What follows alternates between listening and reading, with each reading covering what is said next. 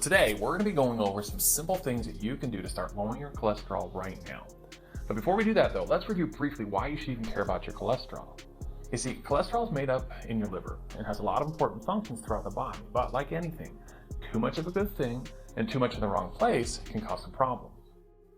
Cholesterol is somewhat like fat in that it doesn't dissolve in water, but because of that, it needs to be transported throughout the body on molecules called lipoproteins. These carry cholesterol, among other things, around the blood. Now, there are different kinds of lipoproteins that travel around the blood. One of them we call LDL. That's a low-density lipoprotein.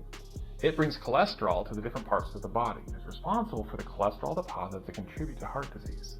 This is what we refer to as bad cholesterol. In contrast, we have what we call HDL, or high-density lipoprotein. These are responsible for taking cholesterol away from the different parts of the body, and we often refer to these as good cholesterol. It has a protective effect on the heart. So our goal in treating cholesterol is finding ways to decrease the LDL, or the bad cholesterol, and increase the HDL, or the good cholesterol. So let's talk about some ways that you can do that. The first thing I'm going to recommend is focus on what we call monounsaturated fats. We've all heard about how you need to avoid saturated fats, and that is true, but to help lower your LDL and improve your HDL, start adding monounsaturated fats to your diet. These are going to be found among other things like olives, olive oil, canola oil, tree nuts such as almonds, walnuts, pecans, and cashews. These kind of fats do great in decreasing your bad and increasing your good, as well as working on preventing something called oxidation of the cholesterol that contributes to its clogging the arteries. The second thing I'm going to recommend is adding a different kind of fat in your diet. These are called polyunsaturated fats. These are principally your omega-3 fatty acids. You find these in things such as your more oily fish like salmon, mackerel, herring, deep sea tuna like bluefin and albacore, and somewhat into the shellfish like shrimp. You can also find them in tree nuts and seeds like flaxseed. Diets higher in these foods have been found to help decrease your LDL cholesterol, as well as have been found to decrease your risk of heart disease as well as type 2 diabetes. So those are two things that you should add to your diet. The next though is something you need to eliminate. That's your trans fatty acids. These are a fat that is processed by adding hydrogen to it. It's done to keep them a little bit more stable. And so you'll find these things in commercially available margarine and butter spreads, pastries, and cookies. The problem with trans fats is that they increase your total cholesterol, including your LDL, and decrease your good cholesterol, or HDL, by up to 20%. In more and more countries, food companies are required to list how much trans fats on their nutrition labels, but it's important that you read them. These labels can be tricky though. In the United States, companies can label their product as 0 grams of trans fats per serving if they contain less than 0.5 grams per serving. It doesn't mean they don't have any, so since most of us eat more than a serving, you can still get a lot of trans fats in your diet. Read the nutritional labels. If it contains things listed as hydrogenated oils or partially hydrogenated oils, then they contain trans fats and you need to stay away from them. The next thing is something good that you need to be adding to your diet, and this is soluble fiber. This is the type of fiber that comes from plants and can be dissolved in water, but as humans, we don't digest. The benefit from soluble fiber comes from the effect that it has on the bacteria in your gut. The digestion of the fiber by the bacteria help lower your bad cholesterol. Great sources of soluble fiber include beans, peas, lentils, fruit, and whole grain oats. You can also find it in fiber supplements like Metamucil. Now the fifth thing you need to do is exercise. Exercise has been shown to both decrease your harmful LDL, but also increases your good HDL.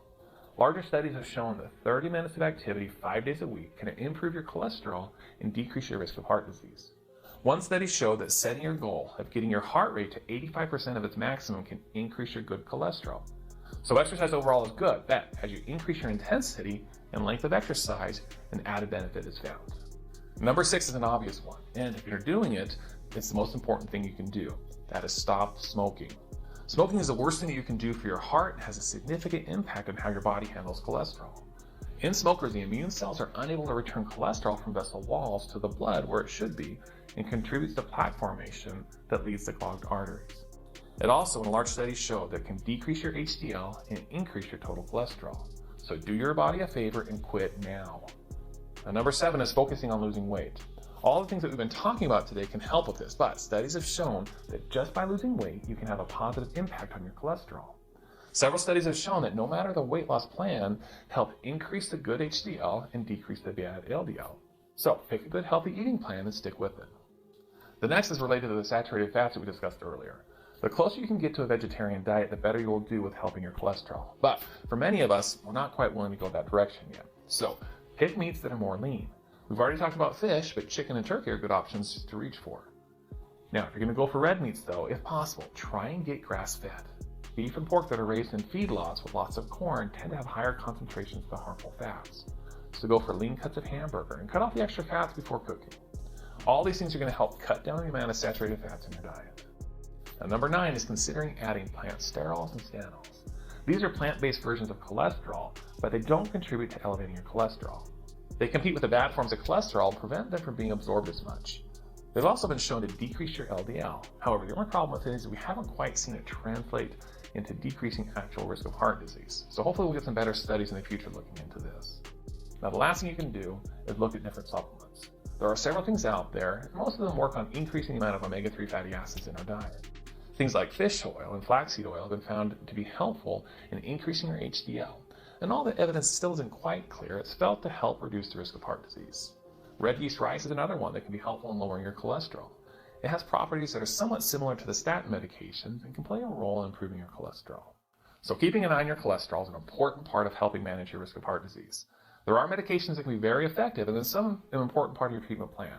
However, there is much that you can do to control this without having to rely on medications. For most people, focusing on changing your lifestyle, exercising on a regular basis, avoiding smoking, trans fats and saturated fats, and increasing the amount of unsaturated fats, soluble fiber, and plant sterols and stanols can be a great start in living a healthier life and preventing that heart attack or stroke.